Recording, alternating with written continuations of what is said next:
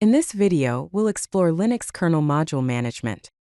We will delve into understanding the lsmod and modprobe commands, essential tools for listing and loading kernel modules, thereby enhancing the functionality of your Linux system. Kernel modules are self-contained pieces of code that can be dynamically loaded and unloaded into the kernel on demand. This extends the functionality of the base kernel without requiring a system reboot. These modules are loaded and unloaded dynamically, allowing for flexibility and resource management.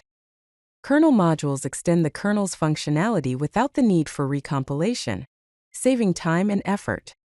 Common examples include device drivers, file system drivers, and network protocols. Kernel modules are typically stored in the /lib/modules $unnamed space hyphen or / directory. The lsmod command is used to display the status of loaded kernel modules. It works by reading the contents of the /proc/modules file and presenting the information in a user-friendly format. Here's an example output. The module column gives the name of the module, the size column gives its memory footprint in bytes, and the used by column shows which other modules are currently using the module. A 0 in the used by column means the module is loaded, but is not being used by any other module. The output of the lsmod command is organized into columns. The module column displays the name of the loaded kernel module. The size column indicates the memory size in bytes that the module is using. The used by column shows the number of other modules that are using the current module, along with a comma-separated list of their names. A count of 0 indicates that the module is loaded, but not currently used by any other module. In the visual representation, the module name is highlighted in white, size in bytes is highlighted in teal, and usage count and dependent modules are highlighted in purple. This should give you a clear picture of what is going on. The modprobe command is an intelligent utility for loading and unloading kernel modules.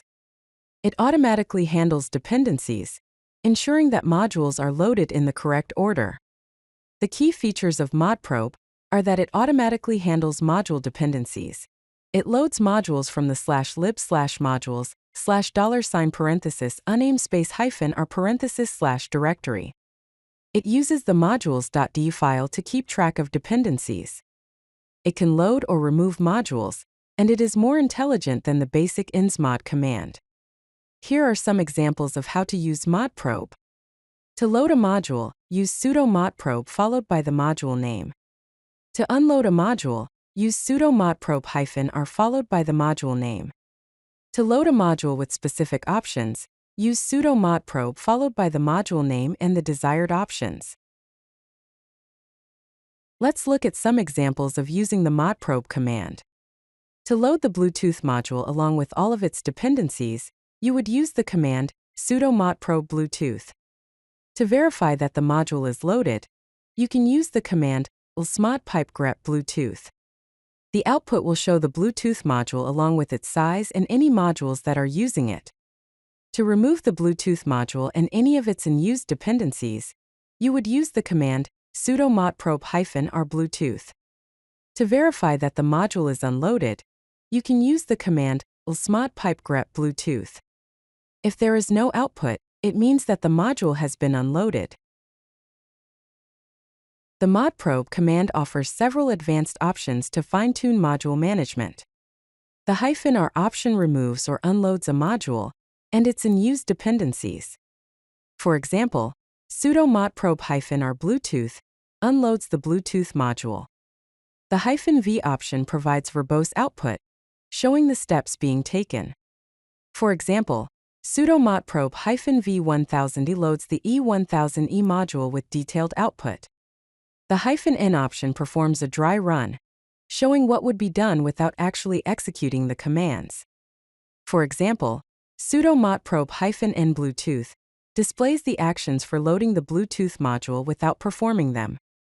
The -f option forces loading, even if there are version mismatches. Use this with caution. For example, sudo modprobe -f NVIDIA forces the loading of the NVIDIA module. The double -show -depends option lists all dependencies for a module.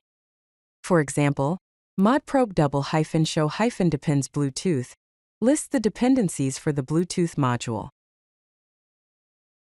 Module configuration files allow you to customize the behavior of modules.